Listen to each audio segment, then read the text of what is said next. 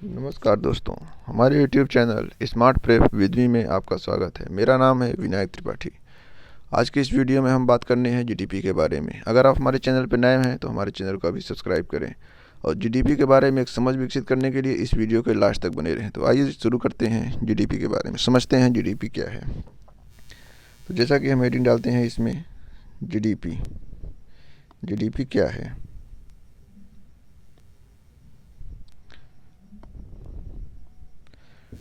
GDP क्या है दोस्तों, इसको समझने से पहले इसका फुल फॉर्म समझते हैं। GDP gross domestic product, Hindi में समझते हैं सकल घरेलू उत्पाद।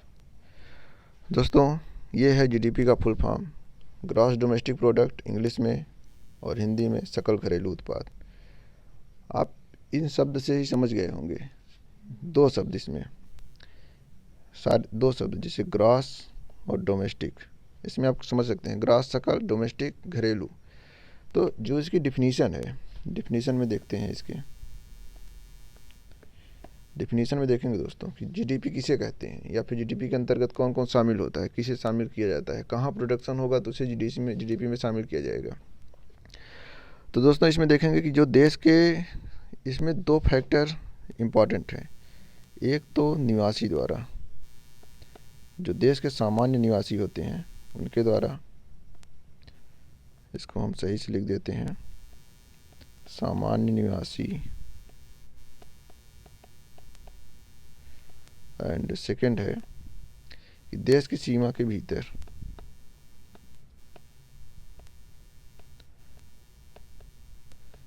अब दोस्तों ये जो सेकंड पॉइंट है इसमें अभी विस्तार किया जा सकता है कि देश की सीमा आप किस तरह से डिफाइन करते हैं। जैसे देश की भौगोलिक सीमा क्या है, राजनीतिक सीमा क्या है, सामुद्रिक सीमा क्या है, वायुमंडलीय सीमा क्या है, जलीय सीमा क्या है। तो इसमें समझेंगे आप कि जीडीपी का जो क्षेत्र है वो एक बड़ा क्षेत्र है, मतलब एक संकुचित क्षेत्र नहीं है। इसको आप समझ सकते हैं एक बड़ा क्षेत्र है। किस तरह से एक बड़े क्षेत्र में राजनीतिक, भौगोलिक, सामुद्रिक, जलीय, इन सीमाओं में इसका निर्धारण किया जाता है। और इसमें एक इम्पॉर्टेंट फैक्ट और है कि ये तो सीमा के अंदर हो गए, और सीमा के बाहर जैसे कि जो विदेश में किन फैक्टर्स को इसमें गिनेंगे, देखते हैं हम।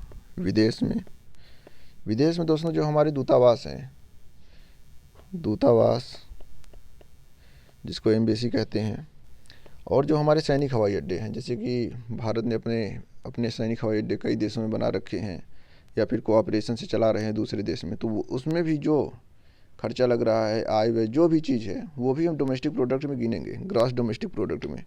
तो इसके डिफिनीशन में आप समझ सकते हैं, और थोड़ा हम विस्तार दे देते हैं इसको। एक फैक्टर तो आप ये मान के चलिए कि जो इम्पोर्टेंट है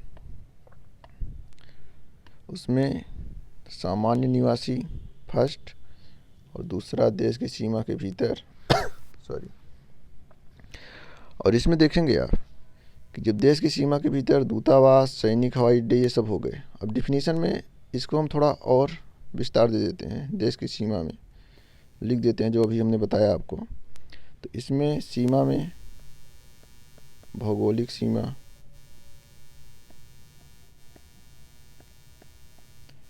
फिर राजनीतिक सीमा,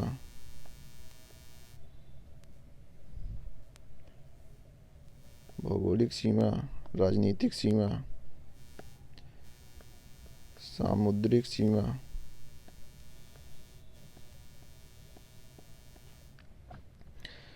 वायुमंडलीय सीमा,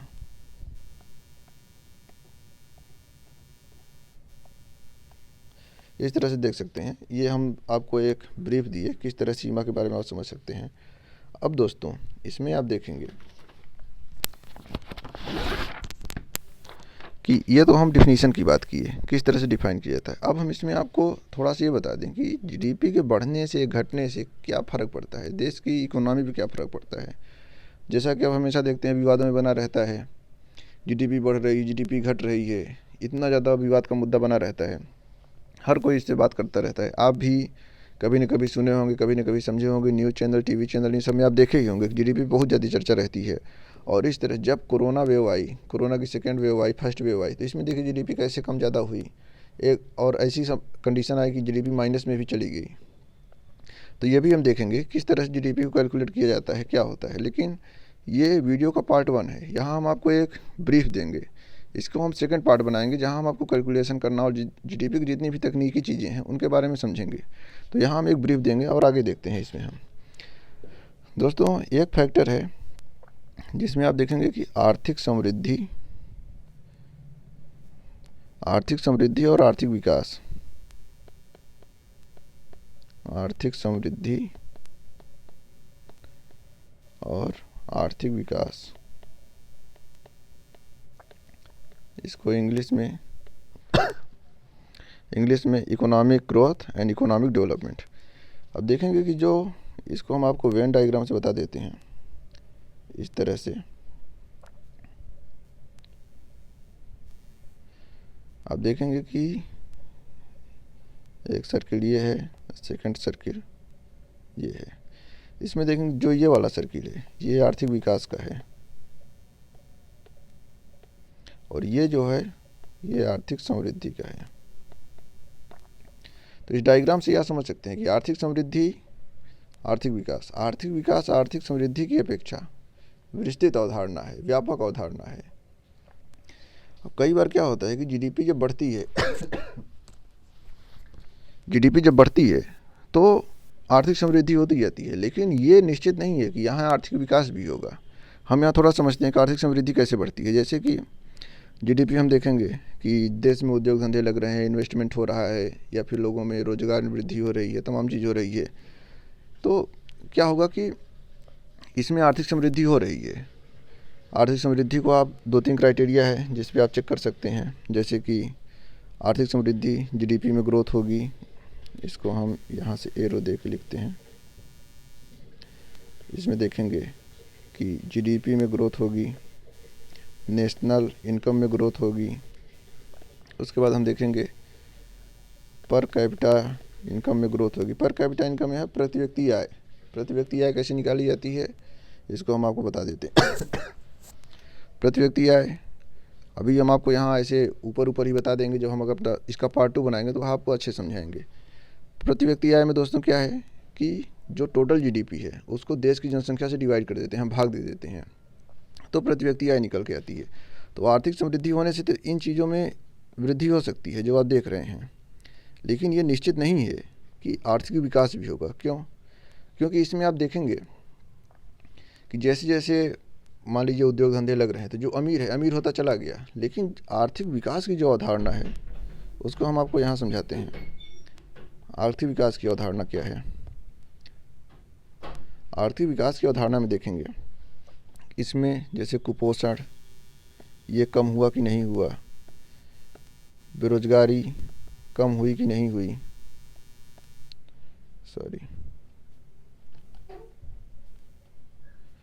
बेरोजगारी,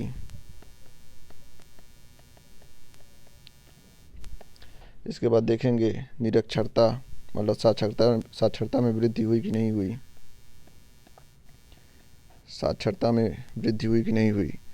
और उसके बाद देखेंगे कि विषमता, जैसे कि आय की विषमता, लैंगिक विषमता या फिर और भी चीज़ें जिनकी विषमता है उनकी कमी आई कि नहीं आई। तो ये सब जो फैक्टर हैं ये आर्थिक विकास को दिखाते हैं, किस तरह से आर्थिक विकास हुआ। तो दोस्तों हम आशा करते हैं कि आप आर्थिक समृद्धि और आर्थिक विकास के बारे में समझ गए। ये बहुत इंपॉर्टेंट फैक्टर है और बहुत माइनर फैक्टर है कि यहाँ आपको नॉर्मली आप लोग क्या सोचते हैं कि जो आर्थिक विकास है वही आर्थिक समृद्धि है। नहीं, ऐसा नहीं है। आर्थिक विकास और आर्थिक समृद्धि में अंतर है, इसको आप इस जगह समझ सकते हैं। अब हम आगे चलते हैं, आगे देखते हैं दोस्तों कि जीडीपी को कैसे मतलब कि कैसे निकाला जाता है, या फिर इसको हम केवल ओवरव्यू देंगे आपको, जीडीपी कैसे कैलकुलेट की जाती है, या फिर जीडीपी मार्केट प्राइस पे क्या है बेस ईयर पर क्या है, जैसे कि स्थिर मूल्यों पर क्या है, बाजार मूल्यों पर क्या है, जीडीपी कब घट रही है, बढ़ जीडीपी ग्रोथ रेट क्या है। तो हम आपको यहाँ इतना बता देते हैं कि जैसे जीडीपी ग्रोथ, जैसे हम कहते हैं कि जीडीपी माइनस में चली गई, 10% जा रही है, 5% जा रही है, तो नॉर्मली हम क्या देखते हैं पिछले ईयर के हिसाब से हम नापते हैं। जैसे इसमें 2021-22 का ईयर चल रहा है तो हम देखेंगे कि 2020-21 में क्या था। 2020-21 के रिस्पेक्ट में 2021-22 में हम जीडीपी को मतलब कि ग्रोथ को मापेंगे कि कितना चल रही है, कितना घटी, कितना बढ़ी। और एक होता है बेस ईयर। तो बेस ईयर अलग चीज़ है। बेस ईयर में क्या होता है कि जो महंगाई घट रही है, बढ़ रही है, इसको कैलकुलेट नहीं करते हैं। बाकी हर साल देखते हैं महंगाई बढ़ी, महंगाई घटी, तो उस हिसाब से भी चीज़ें एडजस्ट होती रहती हैं। तो इन सब चीज़ों को हम आपको अगले वीडियो में बताएंगे, इसके पार्ट 2 में बताएंगे कि जीडीपी, यहाँ दे देते हैं आपको ओवरव्यू कि जीडीपी को कैलकुलेट कैसे किया जाता है, या जीडीपी की मतलब कि जीडीपी कितने आधार पे मापा जाता है, जीडीपी ग्रोथ रेट को कैसे निकाला जाता है, पर कैपिटा इनकम को कैसे निकाला जाता है।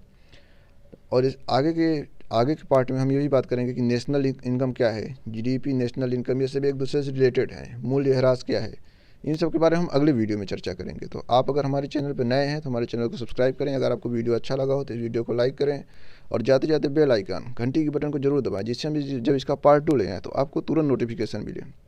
क्योंकि पार्ट 1 आप समझ चुके हैं, पार्ट 2 आप जब समझेंगे तब जाके जीडीपी के बारे में आपकी पूरी समझ विकसित होगी। और आपको जानना बहुत ज़रूरी है कि देश की जीडीपी के, क्योंकि ये सब मुद्दे ऐसे हैं जो कि आपके जीवन को बहुत प्रभावित करते हैं। हमेशा जीडीपी की चर्चा चलती रहती है, सरकारें गिरने की कंडीशन आ जाती है जीडीपी के चक्कर में। तो आप देखेंगे जीडीपी हमको बहुत प्रभावित करता है। तो आप जीडीपी के बारे में ज़रूर जानिए, हमारे वीडियो में बने रहिए, अगले पार्ट को ज़रूर देखिए। अगर इस चैनल को अभी तक सब्सक्राइब नहीं किए हैं तो सब्सक्राइब करिए। धन्यवाद। जय हिंद।